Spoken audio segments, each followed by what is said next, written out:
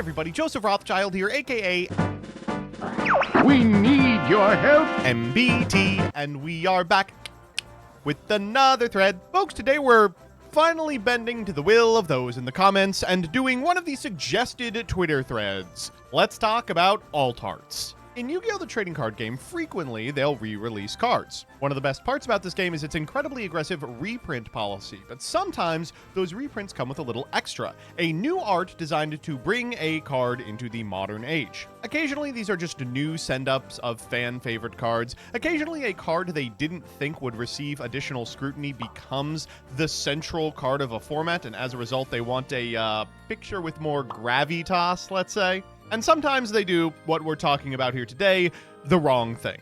I want to ask you what the worst alt arts in Yu-Gi-Oh! Are, and I'm going to begin with Ghost Reaper and Winter Cherries. This one is already a little weird. Don't love the stance, the legs are super strange, and of course, it's anime, but basically 90% of her head is her forehead. Ripe for a new piece of art, and instead we got pretty much the exact same piece of art, just, you know, from a slightly different angle. Actually, it might even be the same angle, she's just in a different position. I don't know.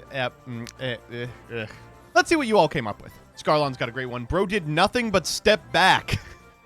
Sometimes a toothpick change everything. I guess he's got more aura in this one. I'm struggling to figure out any justification for this, but there he is. Arcana Knight Joker and Arcana Knight Joker. I like Danny's as well. Stardust Dragon's alt arts are fine. You know, we've got the overframe. We've got the Mago rare that Keegan cut up a copy of mine. But even though those arts are fine, Stardust's original pose is just iconic. He's a noodle with a noodle for a head. It's hard for me to think of him as anything else. Yeah, I got to agree with Inner Crescent here.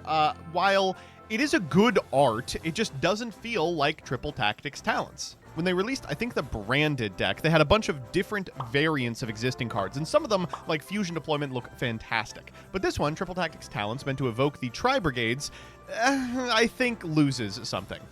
Yes, the Tri-Brigades are a good choice for Triple Tactics Talent, but for me, Triple Tactics Talent and Triple Tactics Thrust are about using this item. They're about the weird commandment baton that this one random guy has.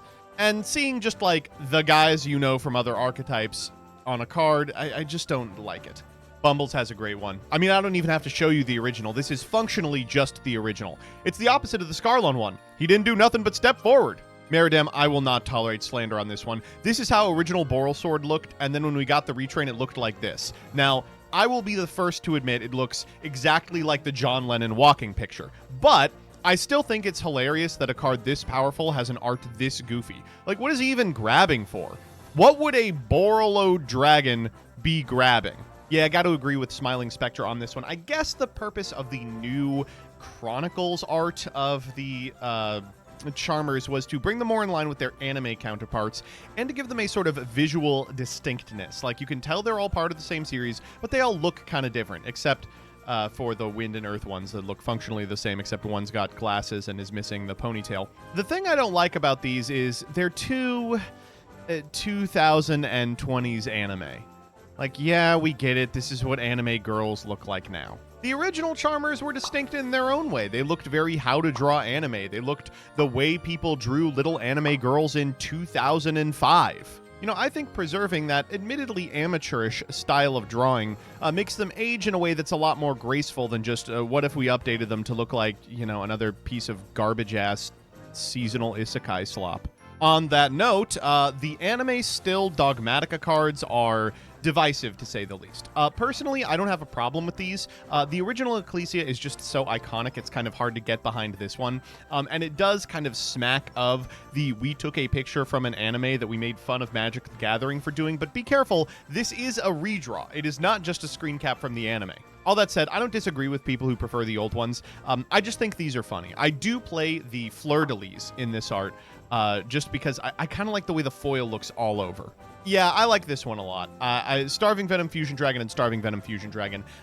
These are both competently drawn, which I guess posits the question, why do I like one and not the other? Well, for me, it's because Starving Venom Fusion Dragon that you're currently looking at, this card looks unique with respect to Yu-Gi-Oh! Dragons. So many Yu-Gi-Oh! Dragons are just functionally a biped with arms and legs, just randomly has a tail and yoked to shit. But Starving Venom Fusion Dragon in this pose, it looks very serpentine, like it has this incredible prehensile tail that it like whips around and slices your head off with. It does still have the arms and legs, but they're very much not the focus of the thing. It almost looks like a lizard or a snake. This is just, you know, the Stardust Dragon, but purple, you know? Hayate, because I think the lore key art works on Rhoda, but putting the Kagari wings on Hayate art feels like stolen valor. If you did not fight in the Sky Striker Ace Wars, you need to take that foiling off of your card. Oh. Yeah, okay. So Firewall has had 2 alt arts, and one of them was ghost only for a while, which was extremely funny. Both of these are kind of weird. I think that this art specifically, had it been the original art, would be remembered a little more fondly. But this art of Firewall Dragon kind of makes people go, why exactly? And this art of Firewall Dragon is a one-to-one from an anime scene.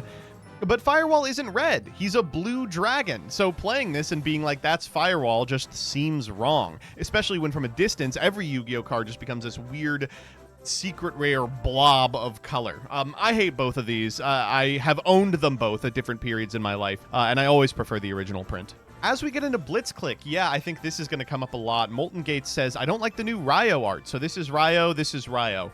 This is something that they do a lot, especially on these redraws, is they put them in like an action scene. But what I like about Yu-Gi-Oh!, especially a lot of the older cards, Ryo I think is from like 2009. He's a pretty old kid, is that they just are stanced up and have aura. Like, you look at this guy and that is Thunder King Ryo. He doesn't have to prove to you he's Thunder King Ryo. This is just like a snapshot of Thunder King Ryo you would see in like the Pokédex. I don't doubt that he can blast super powerful lasers. You know, that's not part of my decision calculus when it comes to playing this guy. That just is Thunder King Ryo. Also, it's a little strange since this card is functionally a floodgate. He's not doing that much super blasting attacking. Okay, so I like the answer on this one. These two, but in Duel Links, because in Duel Links, they have this disgusting, like, wobble to them. Jace Yu-Gi-Oh! Says they look like those Invincible edits. I have to agree. I do not like the Bowser fart gif Blue Eyes White Dragon. Will not be plapping that wobble meat. Vedganator's got a great one, too. Necros of Trishula alt art. This is not Trishula. It's Shurit taking up the mantle not of Trishula, but of Trishula Zero, which means that it probably shouldn't be the art on Necros of Trishula. Also, again, Trish, one of those cards that just has an iconic pose, stanced up, doesn't need to be changed. Dude Blade's got a good one here. Of course, we've all seen the iconic Flame Swordsman art. How many of you remember this one? Ooh, that's from the Millennium Pack, buddy. And it looks like he's aged a millennium. Looks like the artist could have used another millennium in the tank. Oh my god, what is going on with his hand? That's unbelievable. How would you even get a hand to look like that? Oh my god, just terrible. Really dislike this one. Chris Smith is right. It's like supposed to be a lore progression of the story or whatever, but there's just too much going on in this Aluber art. He's like evil and consumed by, you know, the bestial of it all, and he's got wings coming out his back, and can't he just be a goofy little guy? The Alistair the Invoker situation is crazy. Here's original Alistair. He just kind of stands up, old Thunder King Ryo style, and then here is action mode Alistair, where he's like looking at you. You motherfuckers didn't do anything but move the camera. It just rip. And moreover, this Alistair has a fat ass. Oh my god, look at that. I mean, I guess he has big pants in the original, but he's like built bottom. That's crazy. Yeah, I love this one. I get Nibiru is the alien inside the rock. I understand it. But Nibiru is the rock. To everyone who plays this card, they conceptualize Nibiru as a big rock, not an alien inside a rock coming down to blow up the board. It's a big rock that causes an extinction event. I just... And what you're seeing right now, the poster is totally correct, is the, like, upscaled version available on, like, the art site or whatever. This comes QCR only, and it is a fucking mess to look at. I just don't, why did they even do this? This was the case with a lot of Millennium Pack cards. This has like an art redo. But this art looks so much worse than the original. Like, look how exciting this card looks, how menacing, how powerful. He's just like, hey, it's me, Red Eyes Black Metal Dragon. He's even got his hand on his knee. He's just chilling. Okay, I understand the individuals who dislike chibi art. I think the chibis are hit and miss, mostly hit based on the strength of the miasma in their background. The ones that have like the checkerboard and like all these little details I like. The ones that are just, behold, purple are a little less good.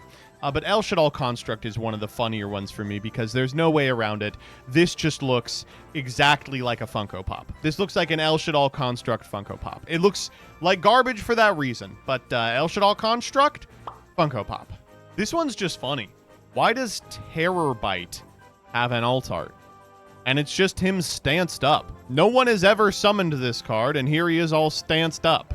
Can't wait, buddy. Stance up. Bro did nothing but look down a little. First off, why is there an alt for Vis or Des Millennium Pack? And second off, how many different ways can you possibly draw this card? Like, I understand it's like, okay, here it is, and here it is again. It's literally just a different angle, but what the fuck else would this guy be doing but standing there? Yeah, Zeus is a good answer. I mean, this Zeus art is really fantastic. You can see, like, his arm disintegrating. He's got, like, a big bolt of lightning. It's insanely dope. But it just doesn't work for the card.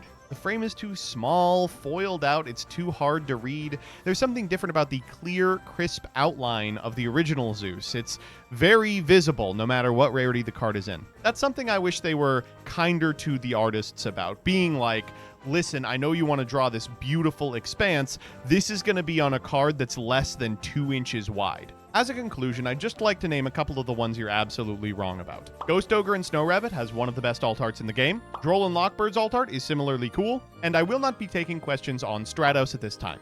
See you next time. Everyone hates this Utopia art. I guess I'm the only asshole that likes the Utopia egg.